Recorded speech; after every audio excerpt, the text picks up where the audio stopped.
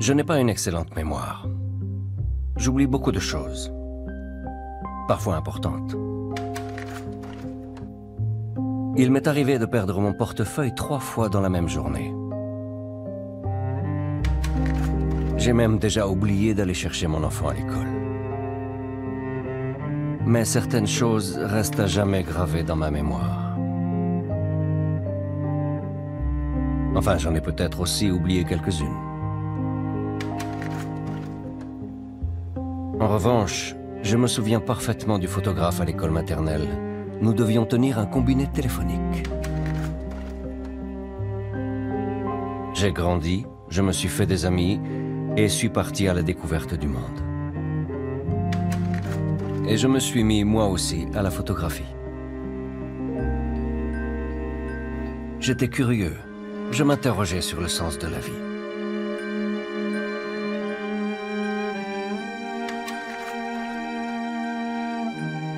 Maintenant, j'ai un énorme carton rempli de photos, de diapos et de négatifs. Un vrai fatras que je n'ai jamais réussi à ranger.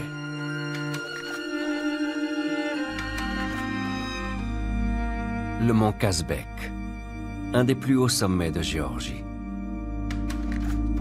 J'ai tenté par 2 fois de l'escalader, en vain.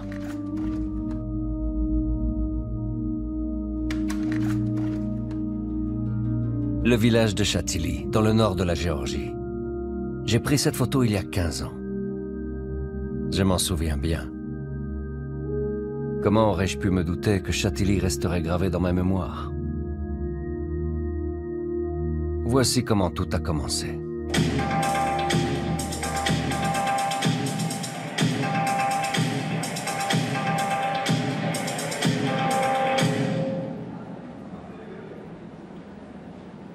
C'était en septembre 1999. J'avais 22 ans, j'étais étudiant en art et m'intéressais beaucoup à la photographie.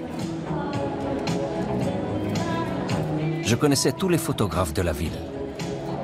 Par contre, celle qui était assise à côté de moi, je ne l'avais encore jamais vue. Elle n'avait pas l'air géorgienne, mais plutôt occidentale.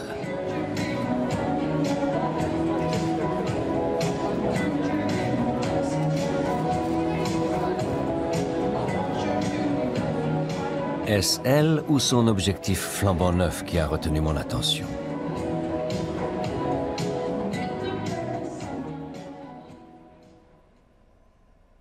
Quelques jours plus tard, nous nous sommes recroisés par hasard au labo photo.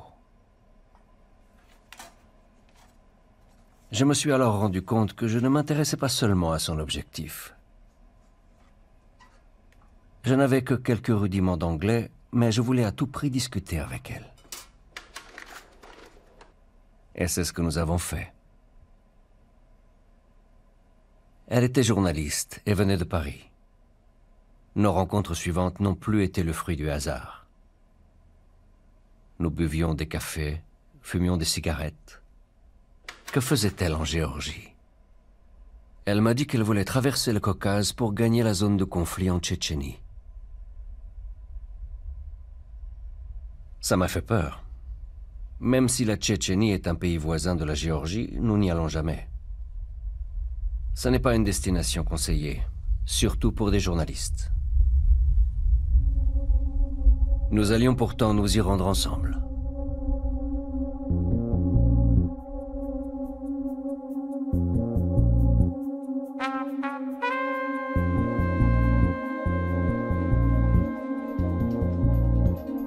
Nous quittons Tbilissi la nuit.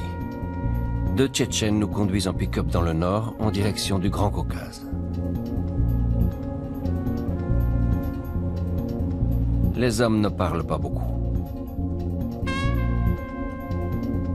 C'est la première fois que je quitte la Géorgie et je ne sais même pas où je vais.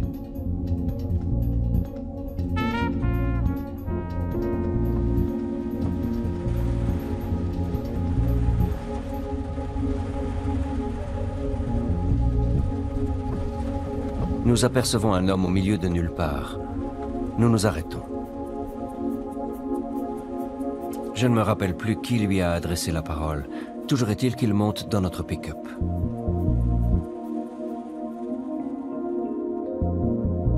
Nous arrivons à Chatili au lever du jour. Nous sommes toujours dans mon pays et pourtant j'ai l'impression de me trouver ailleurs. La Tchétchénie ne doit plus être loin.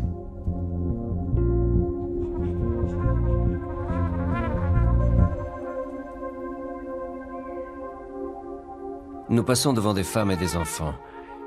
Ils ont l'air fatigués et perdus. Des réfugiés tchétchènes. Maintenant, la guerre n'est plus qu'à quelques pas.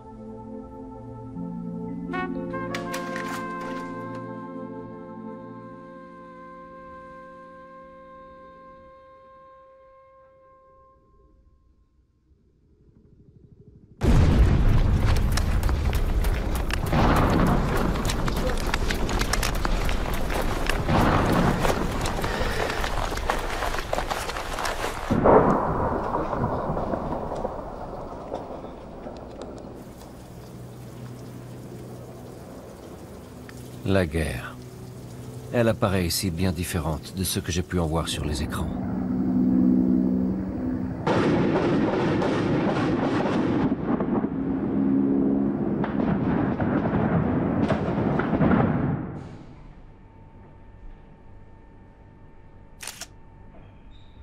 Des gens meurent autour de moi.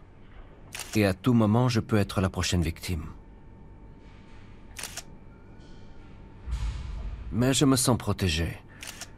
Comme si des boucliers invisibles se dressaient entre moi et ce qui m'entoure.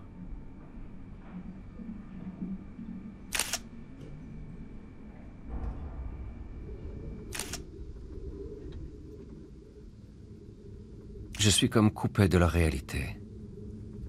Je vois tout à travers un verre, la lentille de mon objectif.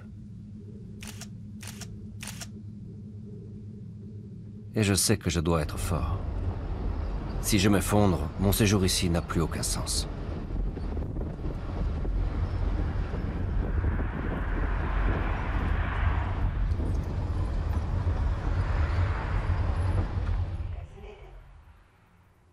Raïssa se joint à nous.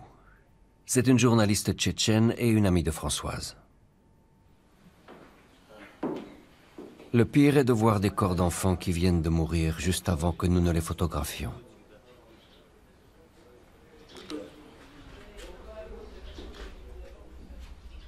Je me trouve devant une montagne de chair. J'entends les gens parler. Je comprends ce qu'ils disent. Il y a 3 morts, 2 enfants et leur père, qui a essayé de les protéger avec son corps.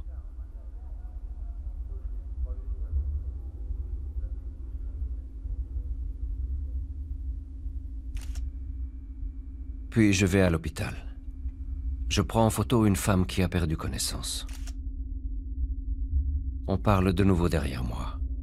Je comprends que c'est la mère des enfants morts. Elle est la seule survivante. Quand elle se réveillera, elle saura qu'elle n'a plus de mari ni d'enfant. Et on lui a amputé le bras gauche. عمر عمر عمر ده ديو عمر عمر عمر حبيبي شبعت حبيبي عمر ده ديو عمر عمر J'entends une fois encore des voix. Elles parlent d'une bombe de 8 ou 9 tonnes qui a explosé ici et tué 126 personnes. Je ne savais pas qu'on mesurait les bombes en tonnes.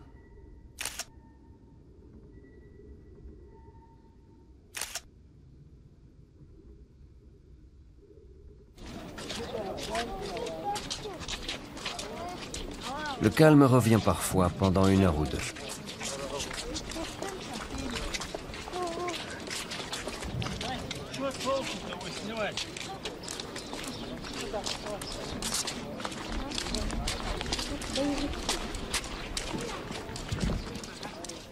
Je me demande où est passé le type que nous avions pris en chemin. Il s'appelait Brice. C'était un photographe français. En nous quittant à Grozny, il a demandé à Françoise un baiser pour lui porter bonheur. Peut-être est-il lui aussi en train de prendre des photos juste au coin de la rue.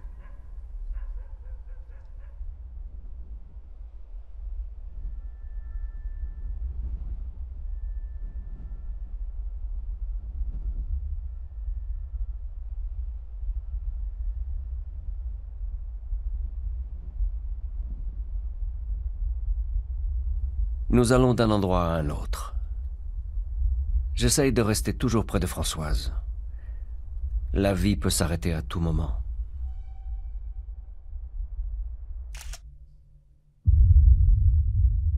Nous passons les nuits dans un bunker, avec les combattants.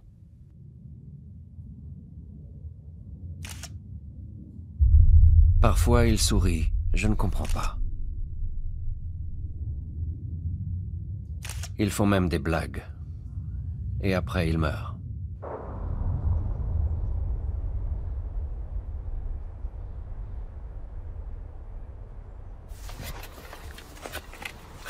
J'entends à nouveau des gens parler derrière moi. Ils disent que les hommes sont des shahids. C'est la première fois que j'entends ce mot.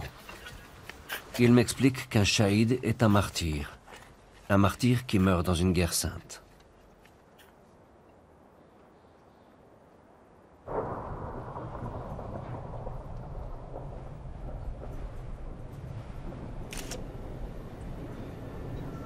Je prends des photos. Ensuite, je perds la notion du temps. Les choses commencent à se mélanger dans ma tête.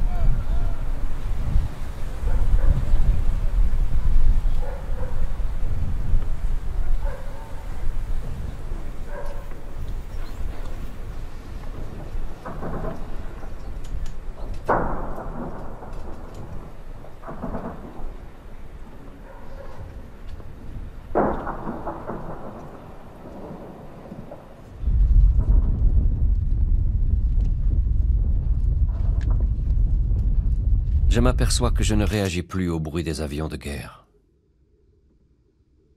Je sais à présent qu'on ne les entend qu'après leur passage.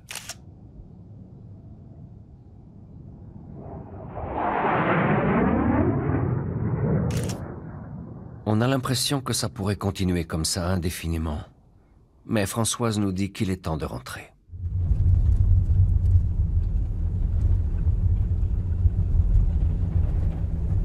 Retour en Géorgie. Retour chez moi.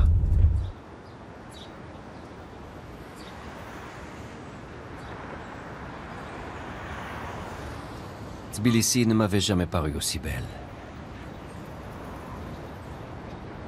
Je passe mon temps avec Françoise. Nous aimons être ensemble.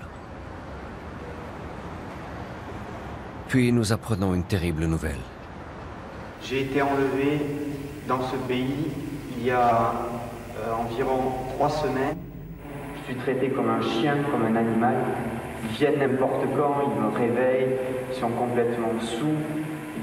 Ils s'amusent, quoi. Ils font ce qu'ils veulent de moi.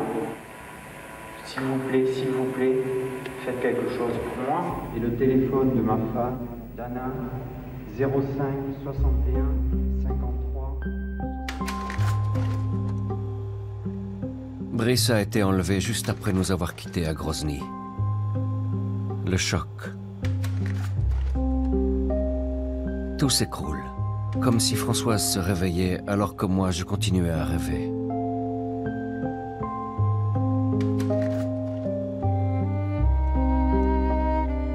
Elle a sans doute compris bien avant moi que notre relation n'avait pas d'avenir. Elle devait retourner à Paris, retourner dans son monde.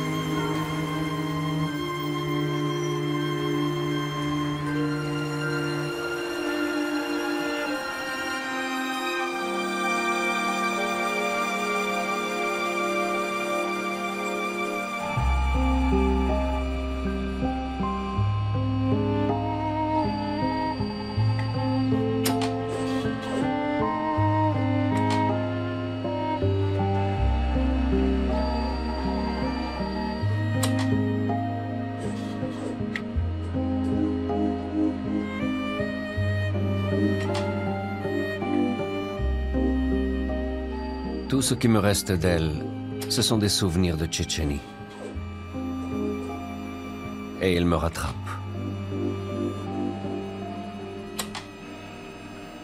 Je contacte des agences de photos pour leur proposer un nouveau reportage sur la zone en guerre. Mais personne ne veut de moi. Personne ne me connaît.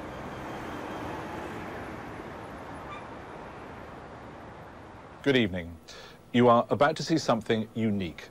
There's been plenty on the news about Chechnya since Russia launched its assault there 3 months ago, but very little about what it's like on the other side of the lines. Well, tonight we're going to bring you that story for the first time, seen through Chechen eyes. Raisa Torkanova is a 29-year-old journalism student. To get her film into our hands, she had to make a dangerous journey from Grozny, travelling only by night along roads under constant attack. This is the Chechen story, and we weren't there to judge it for ourselves, but the testimony is compelling.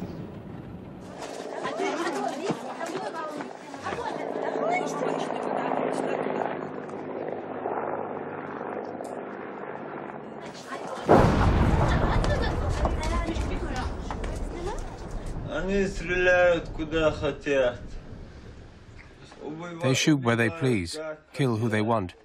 I was completely healthy. Look at me now. Я совершенно здоровый был. Теперь ноги нету.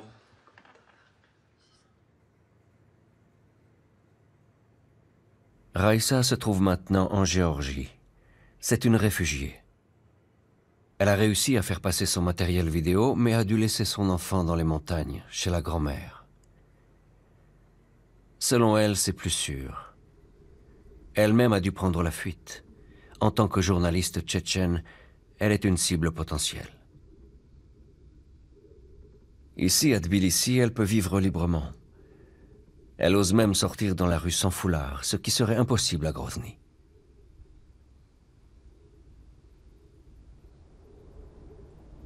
Parfois, nous allons dans la vallée du Pankissi, où vivent des réfugiés tchétchènes.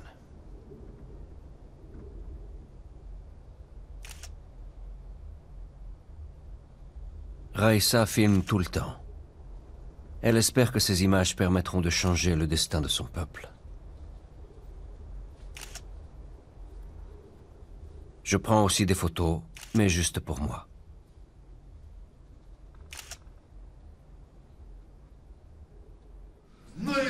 До того, чтобы на любом уровне защищать свои права законными методами, без оскорблений, без матов. Un jour, Raisa m'emmène à une conférence organisée par des Tchétchènes à Tbilissi.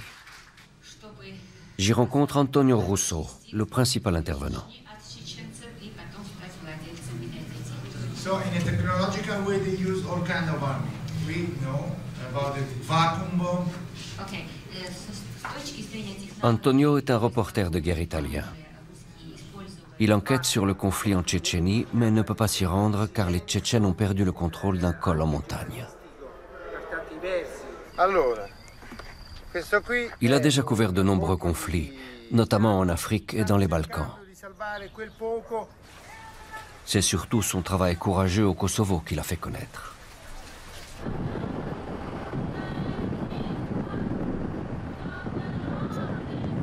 Même s'il fait un métier difficile, il paraît serein. Son anglais est à peu près aussi mauvais que le mien, mais nous nous comprenons tout de suite. Il m'invite chez lui, où je rencontre une autre personne qui veut aller en Tchétchénie. Renzo Martens, un artiste d'Amsterdam. Il a en tête un projet vidéo que je ne comprends pas très bien. Renzo fait tourner en permanence sa petite caméra. What do you think of those romantics who go to the war? That's romantic? The romantic people that go to the war. Life is not a romantic thing. Life is something more hard. Why do you go to wars if it's not romantic? Why do you go to wars to show reality of the world? No, it's not romantic. It's only that I'm interested to know the limits, you know, limits. Limits, yeah. Of a human being. And the war is the best field. That's very romantic though. No, it's not romantic. No? But okay, this is your opinion, my opinion, it's all right. It's no problem. But when you said why you want to be in the war, I want to know this. How you could kill person in that way, as in Africa, as in Yugoslavia, as I think also in Chechnya with genocide, with filtration camp, with the massacre. We don't know exactly what is going on there. We don't know it. Antonio enrage de ne pas pouvoir aller en Tchétchénie. Les Russes ont refusé sa demande de visa et les sentiers en montagne ne sont plus accessibles. Renzo, lui, a un visa et il veut partir. Il me propose de participer à son projet.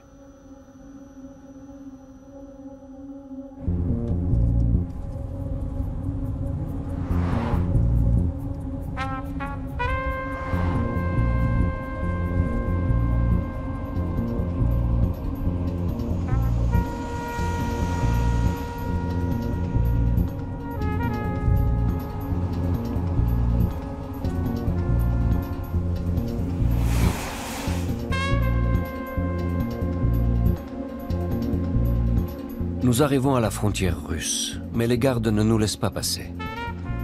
Les étrangers ne peuvent entrer dans le pays que via Moscou, disent-ils. Et ils nous renvoient. Encore une tentative ratée. La Tchétchénie ne veut décidément pas de moi.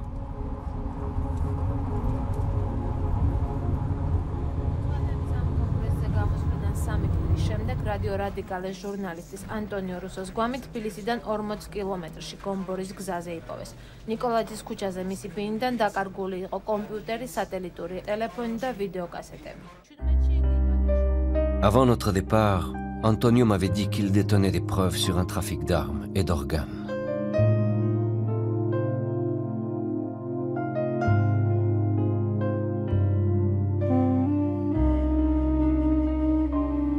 Je ne savais pas que c'était aussi dangereux pour lui.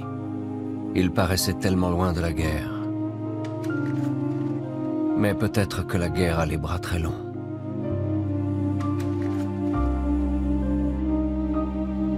J'avais perdu un ami. Plus qu'un ami.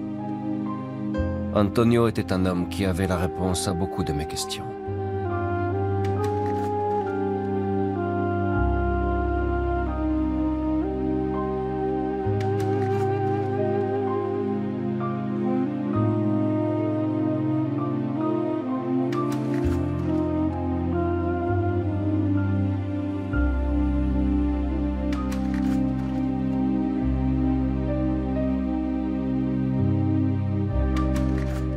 I met Antonio just 1 month before his murder. But this 1 month was enough for us to become friends. And also for me, it was enough to learn many things from Antonio. Antonio was fighting for the truth. And the truth is the best thing that human being can fight for. I just want to say that I will try my best to go on that direction that Antonio showed me.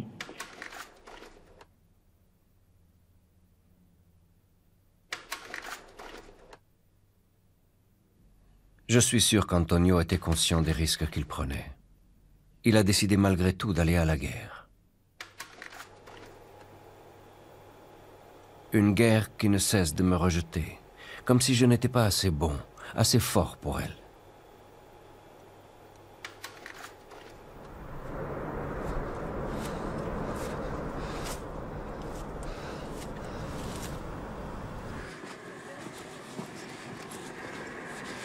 Kafkas checkpoint.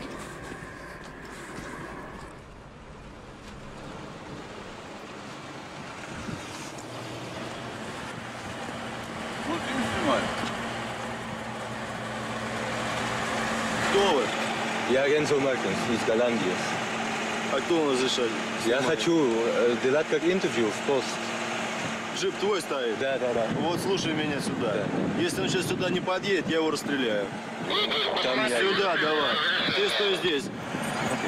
Давай. Я не могу вернуться. Нет, ты уже не вернешься. Извините, ну, если вы хотите, не сразу вернуться. Нет.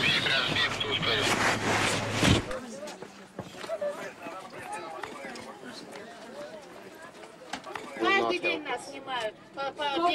Поэтому я хочу ваше мнение об этом. Это я хочу снимать. А если камера? Подождите, камера, снимайте меня сейчас. Я вам снимаю. Я снимать не умею, Он просто снимает сами.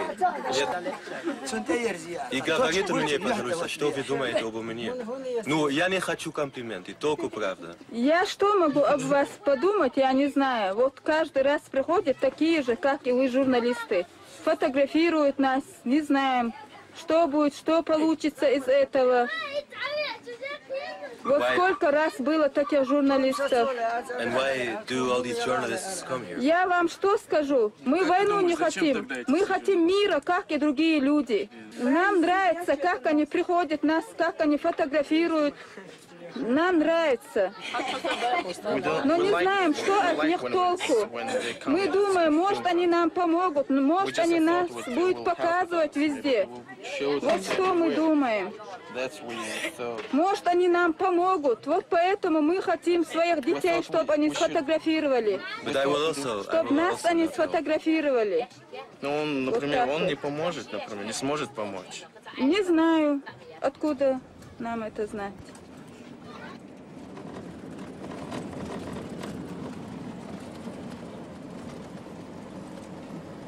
J'ai perdu le contact avec Renzo. J'étais jaloux qu'il puisse aller en Tchétchénie et pas moi. Il a pris l'avion via Moscou et n'avait pas assez d'argent pour 2 billets. Plus tard, lorsque j'ai vu son film, j'étais mal à l'aise. Ce qui m'a le plus dérangé, c'était son scepticisme sur le rôle des reporters de guerre. Moi qui voulais justement faire ce métier.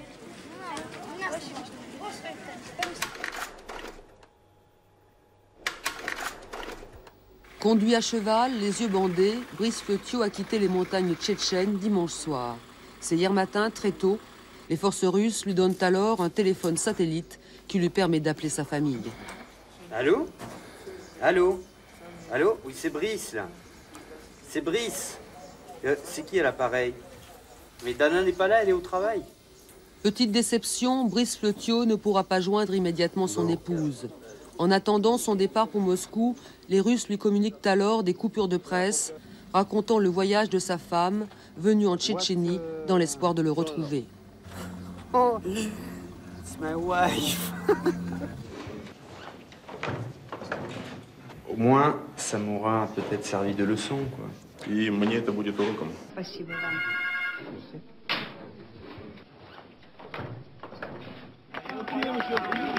Brice Flotio vient de rentrer en France. Il a été otage pendant plus de 8 mois en Tchétchénie. La nouvelle est pour moi comme la lumière au bout du tunnel. D'abord, les images de son retour, les retrouvailles avec sa fille Sarah.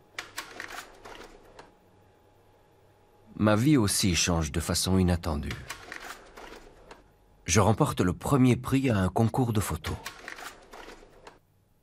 Je suis sélectionné pour une formation aux médias et peu de temps après, je décroche un emploi dans la plus grande chaîne de télévision de Géorgie.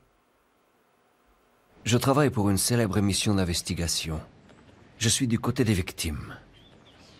Ce n'est pas vraiment du journalisme de guerre, mais je suis très content de ma nouvelle carrière. Enfin, je ne me sens plus inutile. L'une de mes missions m'amène aux États-Unis.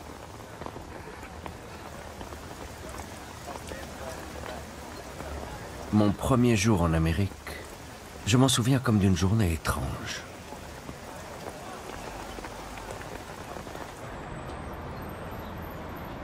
Mais quelle joie de retrouver mon amie Raïssa qui a obtenu l'asile ici.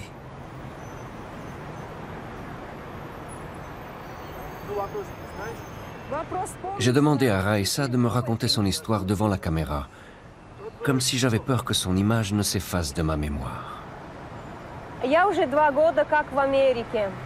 Приехала я на презентацию своего фильма, своего последнего, единственного фильма, который не стал еще одним фильмом, который не затерся среди многих других фильмов, а он был здесь понят, просмотрен и еще и обсужден. Я с очень многими людьми говорила. И вот так вот по стечению обстоятельств я могла здесь остаться, продолжить учебу и работать, что я и сделала.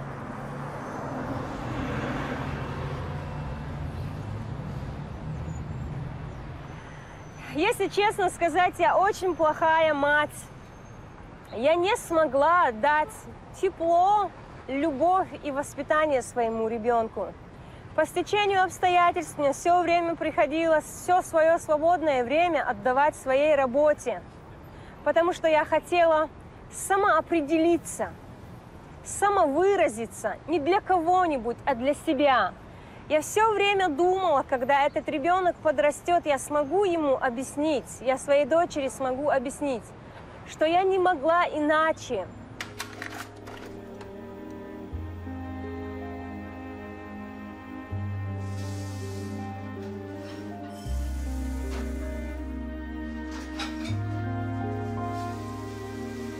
Raïssa semblait satisfaite de sa nouvelle vie américaine. Mais je ne sais pas si elle supportait bien d'être coupée de son pays et de sa famille. Elle avait peut-être besoin de se détacher du passé, d'oublier la guerre que nous avions partagée et qui m'apparaissait toujours comme un mauvais rêve.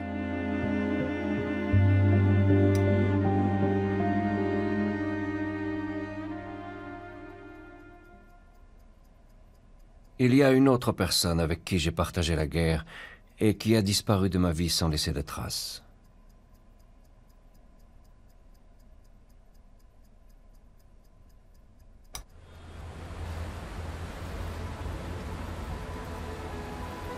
Disons, si, elle a laissé des traces. Un tas de souvenirs. Des souvenirs très flous.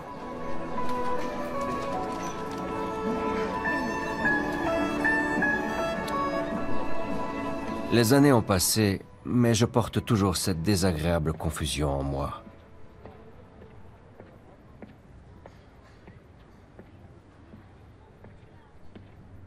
Un jour, j'ai sonné à sa porte. Mais personne n'a ouvert. Quelqu'un m'a dit qu'elle était à Genève pour présenter son nouveau film sur la Tchétchénie.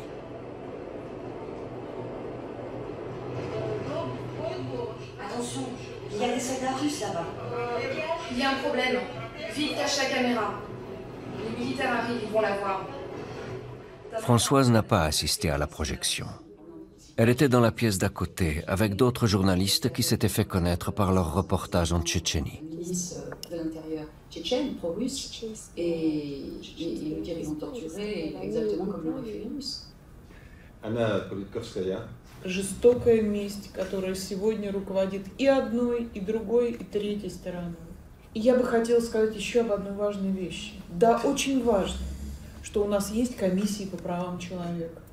Но 4,5 года комиссия делала вид, что не надо ничего делать в Чечне. И это жестокая реальность. Il ne va pas y avoir une résolution condamnant la Russie. C'est probable, mais ce n'est pas inévitable. Françoise était froide et distante. Notre échange a été très bref.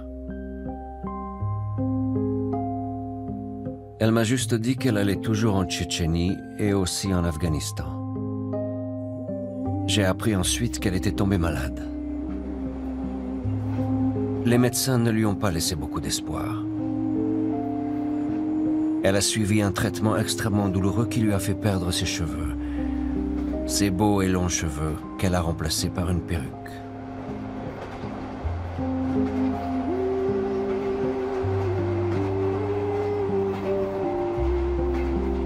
Deux ans plus tard, Anna Politkovskaya, qui était présente à Genève aux côtés de Françoise, a été abattue dans la cage d'escalier de son immeuble. Oui, la guerre a les bras longs.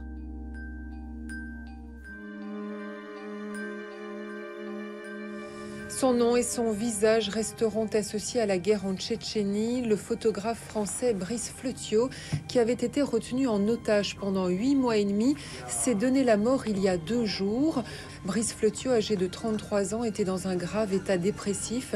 Il venait de publier un livre dans lequel il fait le récit de sa captivité. Quand ils m'ont amené dans le premier cachot, là, que j'étais toute seule dans le noir et tout, bon, là je dis, mais qu'est-ce que j'ai fait pour mériter ça? Tu peux pas comprendre. Le photographe est ressorti marqué par sa captivité dans cette interview accordée. La guerre a tout pris à Brice, y compris sa famille, qui était en morceaux à son retour. Rien ne sera plus comme avant, écrit-il dans son livre.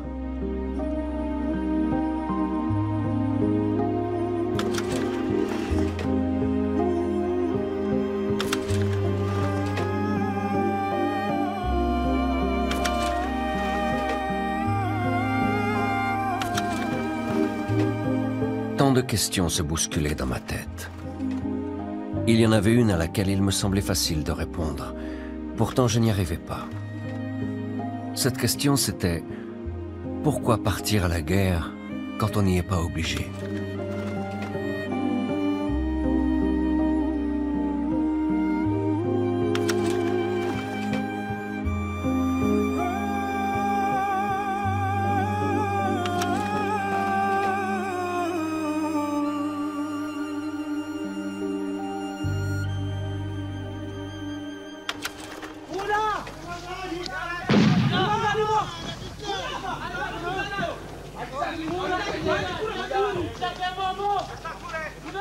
Okay, so we're just dragging the blue card at the moment. Give us 5 minutes for that, and let's say another 10 to get the 3 captures plus an escort into the car.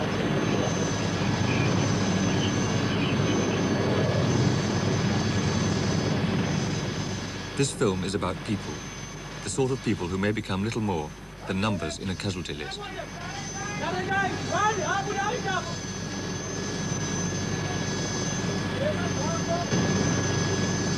Indeed, several of those who appear in this film are already statistics.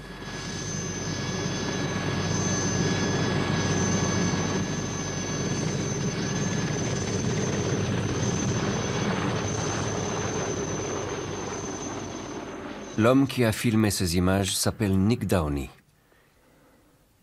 J'ai été très surpris d'apprendre qu'il vivait désormais dans un petit village de Géorgie. Might do it, it's very dry.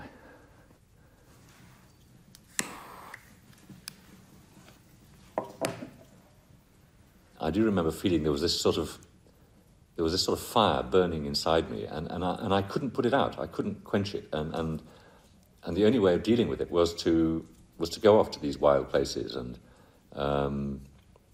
have yet one more adventure. And the greatest adventure is war.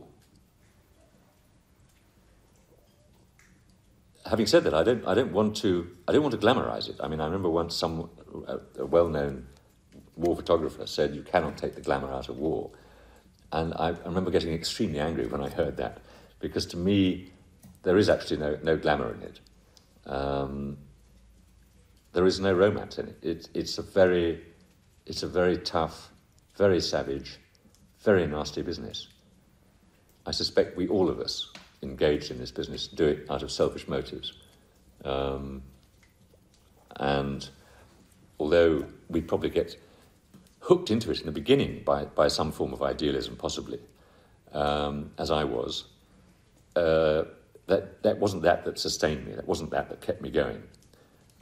What kept me going was that, to begin with, I enjoyed it. Then it became, to some extent, an economic necessity. That's what people hired me to do. And it became a habit.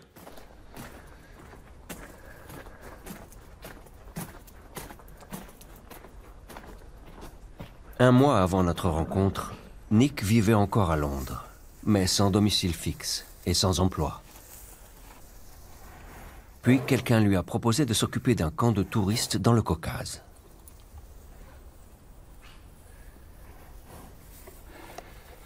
I once sat in Angola. I was stuck in the bush for months, weeks, And I sat there thinking, with nothing to do, and I sat there thinking, what is the purpose of life? What's it all about?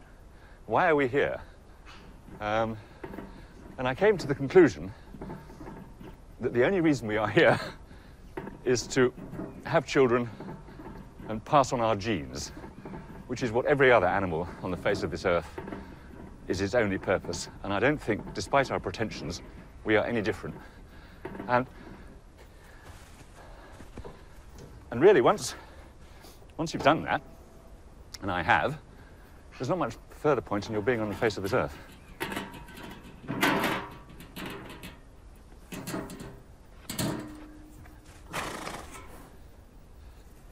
Death doesn't bother me anymore, at all. And there was a time when I used to get frightened. There was a time when I thought my nerve was going.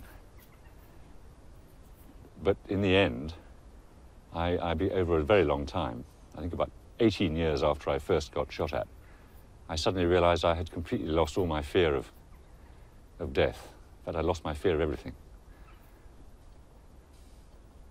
And now I can't reproduce the feeling. I actually can't make myself afraid anymore. I've tried, because it's a rather strange feeling not to have any fear of anything anymore.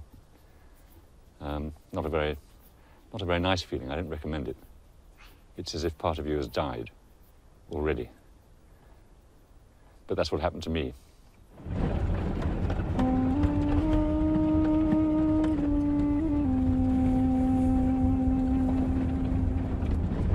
Les réponses de Nick m'ont encore plus perturbé. Il m'est apparu à la fois comme un héros et comme un homme brisé. J'ai senti que la guerre faisait rage en lui et qu'il se battait toujours.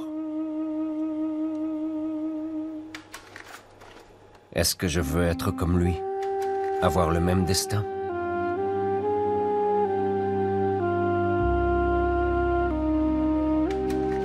Un an plus tard, je rencontre Lia. Elle ouvre un nouveau chapitre dans ma vie. L'appel de la guerre n'a plus de prise sur moi.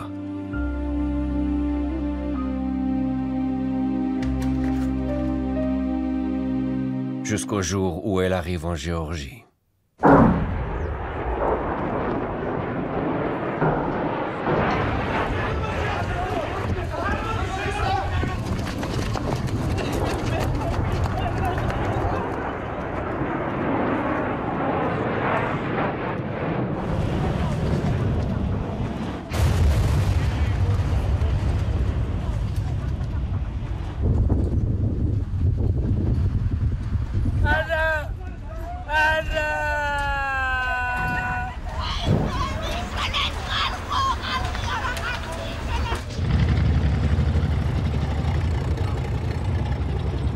Août 2008.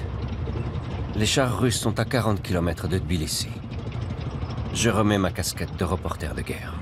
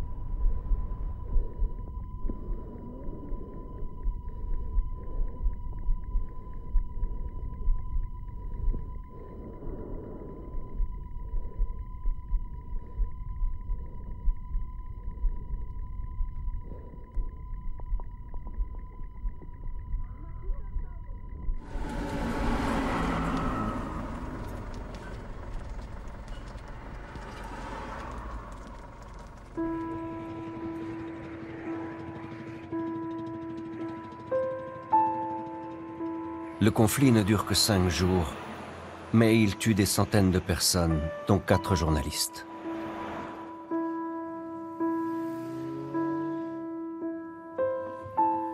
La guerre chez soi, c'est une toute autre histoire.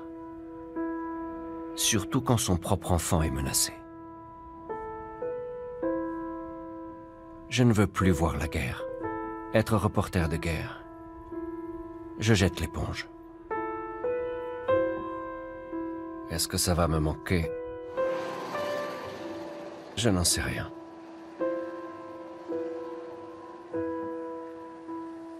Je n'arrête pas de penser aux gens qui semblent chercher dans la guerre quelque chose de précieux. Je me souviens de Giorgio Fornoni. Il est venu en Géorgie pour enquêter sur la mort d'Antonio Russo.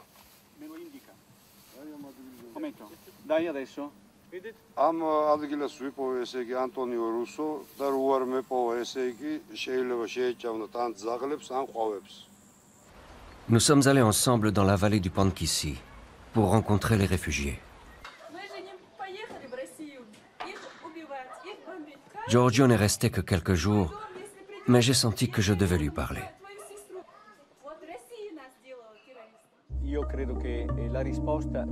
Il pouvait s'exprimer des heures, comme un homme politique, mais il savait parfaitement de quoi il parlait. Et ses connaissances, il les tenait de son expérience personnelle, pas de la lecture de livres ou de journaux. Ça remonte à loin. Peu de temps après, Giorgio est parti en Tchétchénie et depuis, je n'ai presque plus eu de nouvelles. Mais je ne l'ai pas oublié. Il a essayé de m'expliquer ce qui le poussait sans cesse à aller sur le front.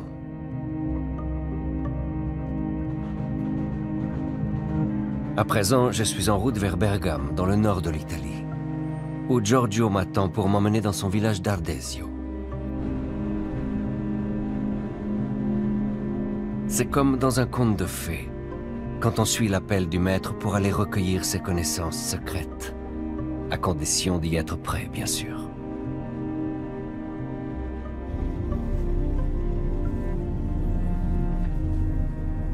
Ciao.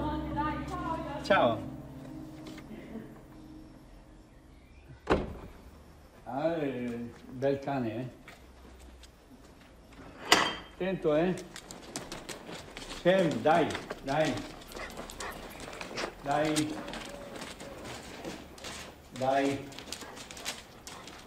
Dai, dai. Dai. Cuccione. Cuccia, cuzzone. Ecco.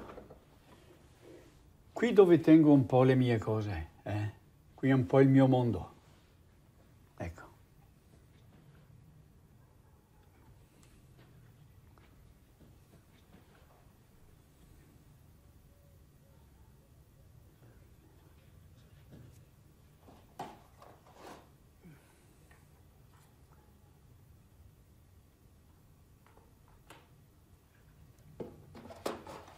Ah, Palestina.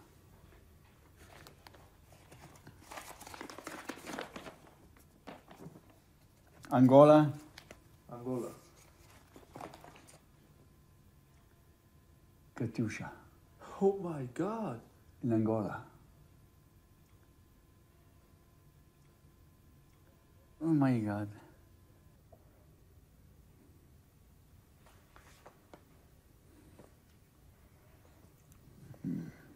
Afghanistan, Guatemala, Kurdistan.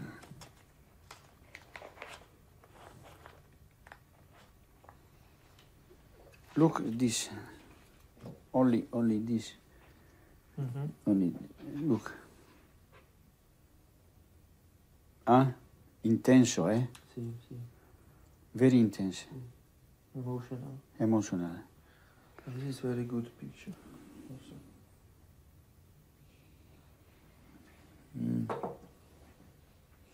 But Yes, but see, composition is see, beautiful. but important reality.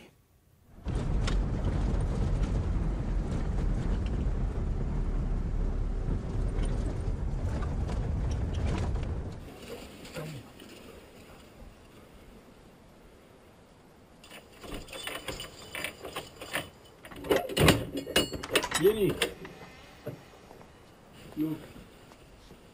Io avevo una famiglia, ho rinunciato a stare con la famiglia per riuscire a essere libero per andare un po' più in là. Questa è stata una delle rinunce importanti che io ho fatto.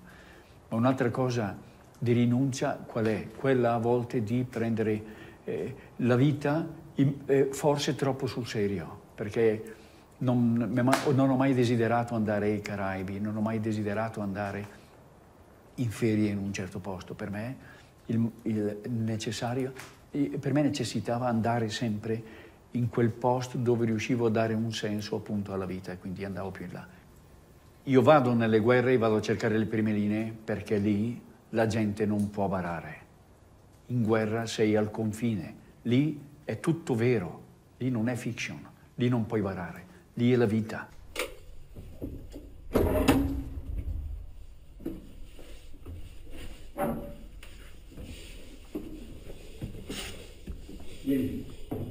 Vieni, guarda qui, siedi, è tutto bello ciò che vedi, ma la cosa più importante qui dentro è il silenzio. Senti il silenzio. Silence, perfetto. Ecco, Luke, guarda.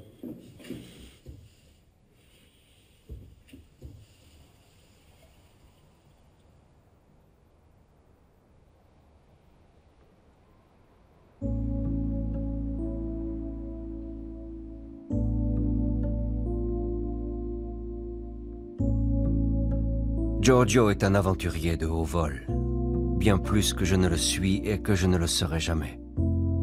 Mais sa philosophie me fait peur. Le front est-il vraiment le seul endroit où les gens ne font pas semblant? Notre vie quotidienne n'est-elle qu'une vaste supercherie? A-t-il trouvé une autre réalité, plus tangible? Je ne sais pas.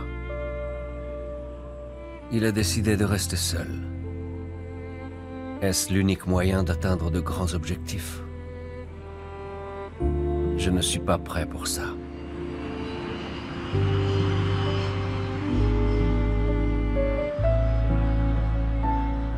J'entreprends le plus long voyage de ma vie pour voir un autre gourou de la guerre. On m'a dit qu'il vit à présent en Afrique du Sud, où il s'occupe de sa vieille mère.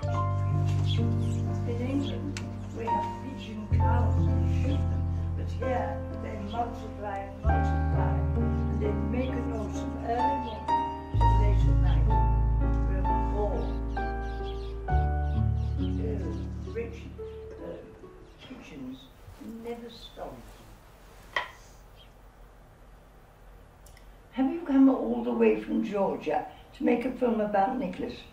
Good heavens. Well, darling.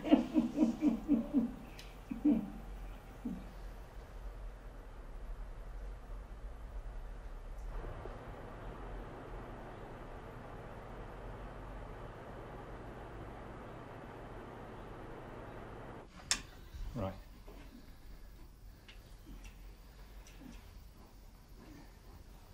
Chris is in bed. I sleep on the top floor. It's too hot at the moment. Yeah?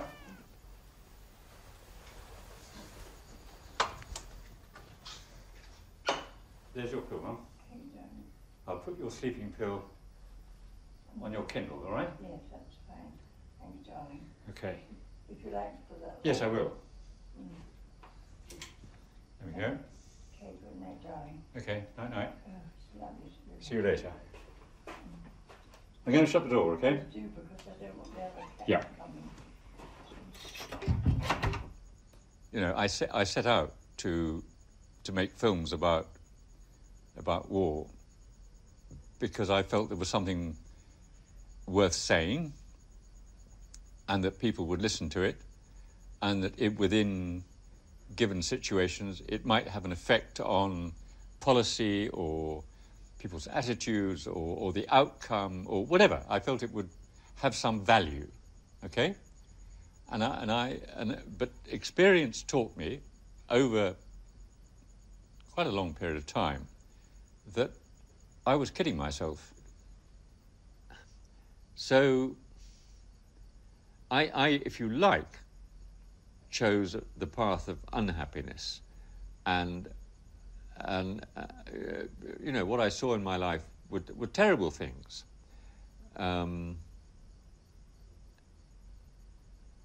Which had nothing in human terms, to commend them. And if you want happiness, you can't do it. I don't think you can do it on your own. You cannot be happy and communicate that happiness to other people as a lone individual. I may be wrong, but I don't think you can. You know, maybe Mother Teresa could. I don't know. But for the rest of us, I think it has to be a partnership. And that partnership is the most fundamental thing.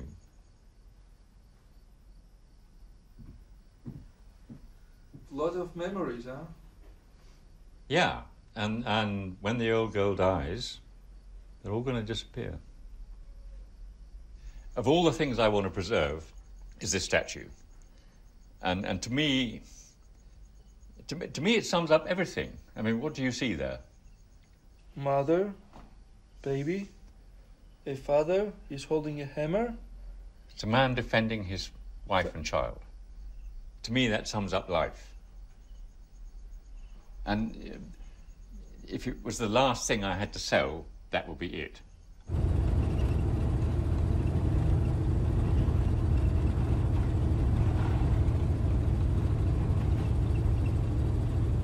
Je n'ai plus revu Nick depuis. J'aurais pu me douter qu'il ne partagerait pas les idées de Giorgio.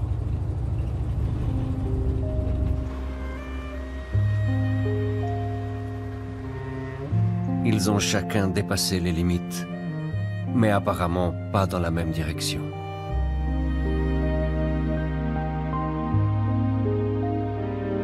Je ne sais pas lequel des deux a gagné ce duel.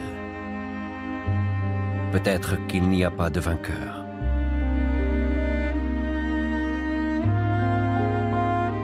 Je crois qu'il est temps de reléguer la guerre dans mon carton à souvenirs et de m'en détacher. J'ai toujours été doué pour oublier. Pourquoi cela prend-il autant de temps cette fois?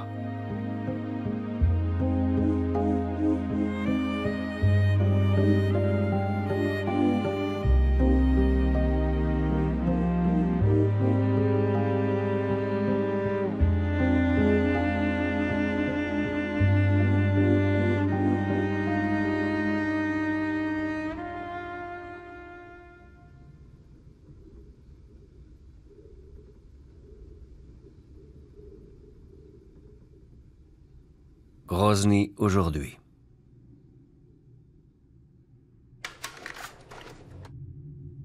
La ville célèbre l'anniversaire du président.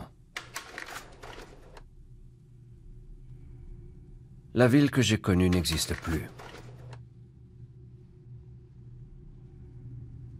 Mais qu'en est-il de ses habitants?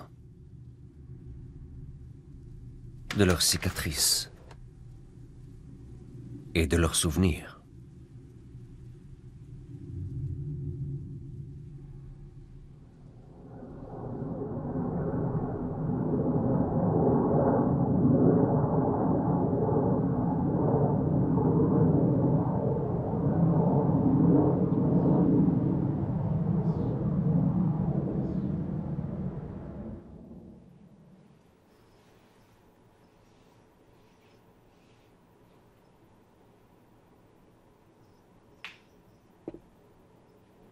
Америка для меня стала пристанищем, где я прожила много лет.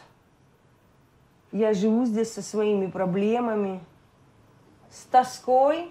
И знаешь, как живут, знаешь, как ты когда-нибудь ехал на поезде, и ты делаешь пересадку, и ждешь другой поезд.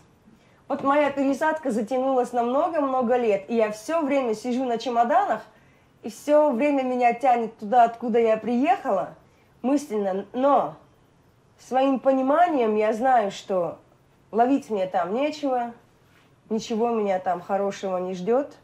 Творчески я там не смогу выложиться, я это точно знаю. Да и тема уже не моя.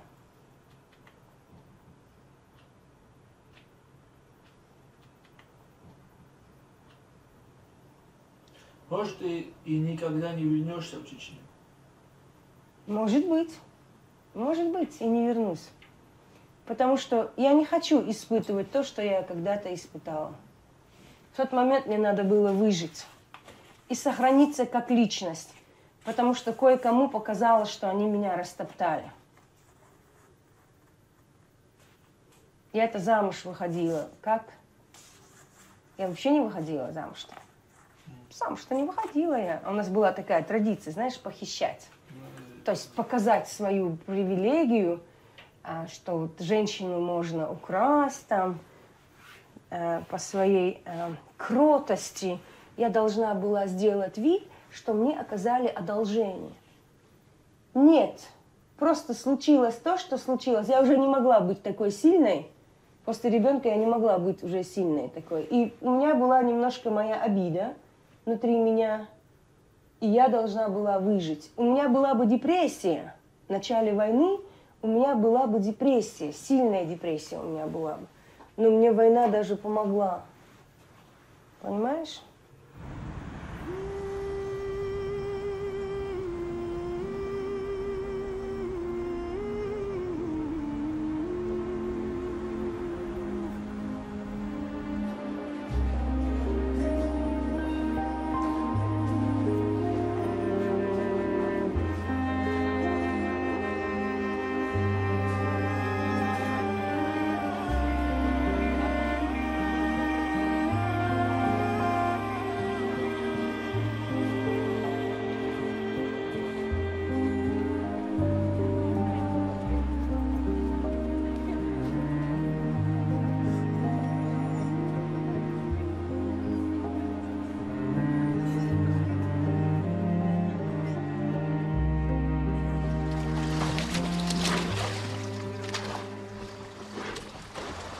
Allez, poulet.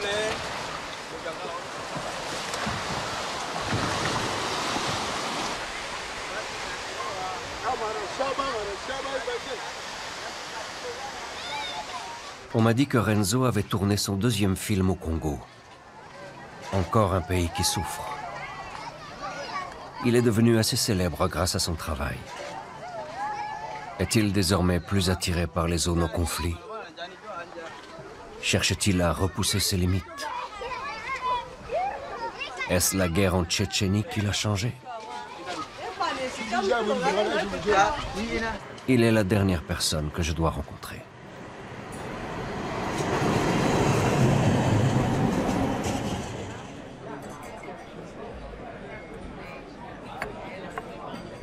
Yeah. But so you asked how I was. Yeah, I'm doing fine. I work very hard these days. Much harder than when we met. Yeah. At the time, I was just lying in bed all day sometimes. We didn't work really. We were just looking around. Youth always has power. The power of innocence, the power of not knowing.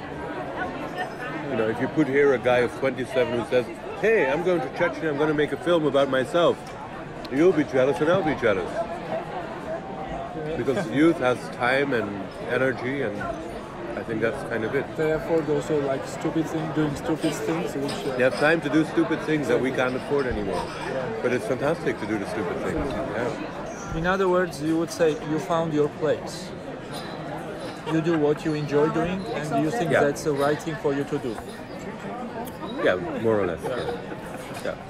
Yeah. I became an artist, and maybe also a filmmaker, but certainly an artist while making the Chechnya film. Absolutely. Yeah. But it was good, Alex, that I went to Chechnya on my own. I could not have made the film if you would have been around me. I had to be on my own. It's a one-man adventure.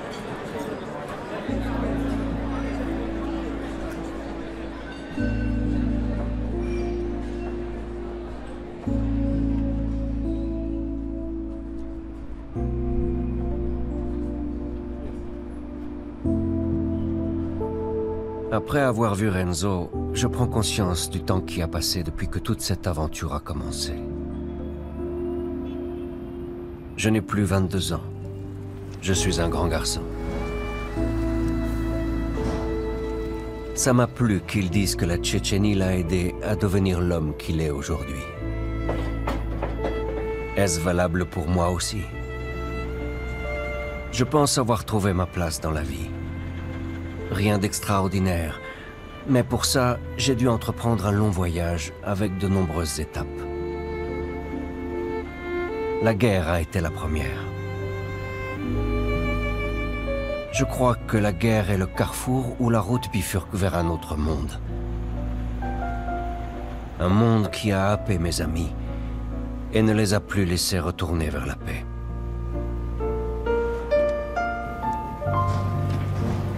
Si vous partez à la guerre, elle vous accompagnera ensuite toute votre vie.